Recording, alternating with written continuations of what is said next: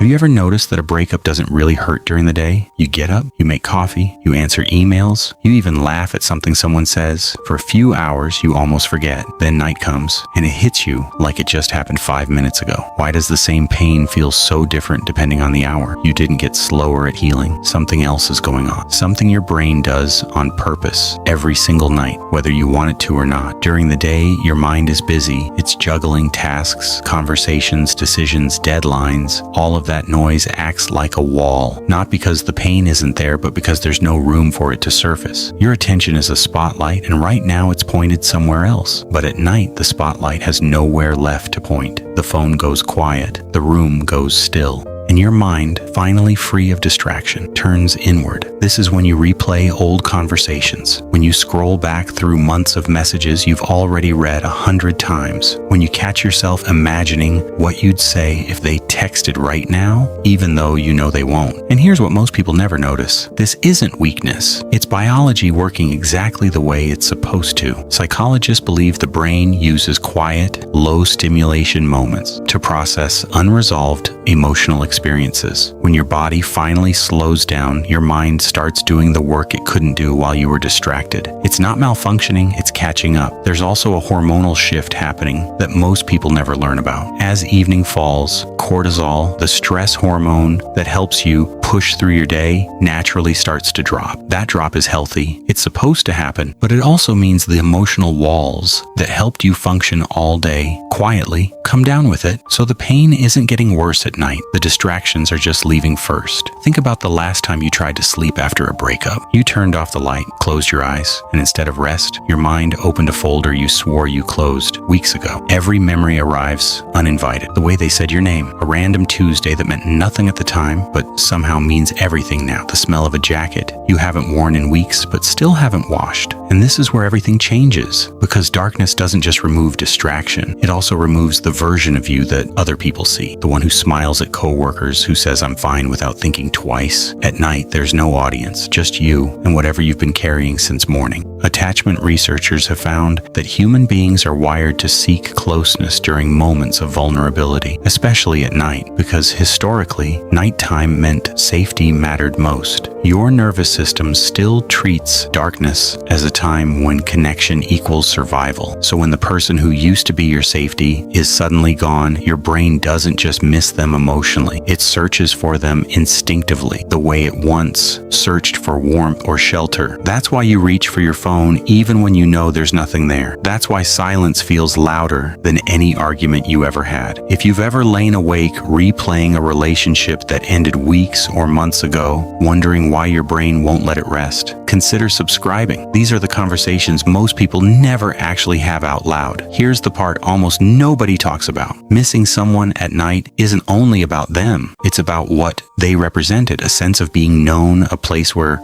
your guard could finally come down. When that disappears, your brain doesn't just lose a person. It loses a familiar sense of safety it had learned to expect every single evening. That's why the pain doesn't feel like sadness alone. It feels like disorientation, like your body is looking for a room that used to be there and now isn't. Sleep researchers have also found that the mind uses the hours before rest to consolidate memory, strengthening emotionally significant experiences so they're easier to recall later, which means, cruelly, the very moments you want to forget are the ones your brain is working hardest to remember. It isn't sabotage, it's memory doing exactly what memory is built to do. But here's the unexpected part. This nightly ache, as unbearable as it feels, is actually a sign that healing is happening, not that it's stuck. Processing pain requires feeling it, and feeling it at night when nothing else competes for your attention is often the only time your mind gets the chance.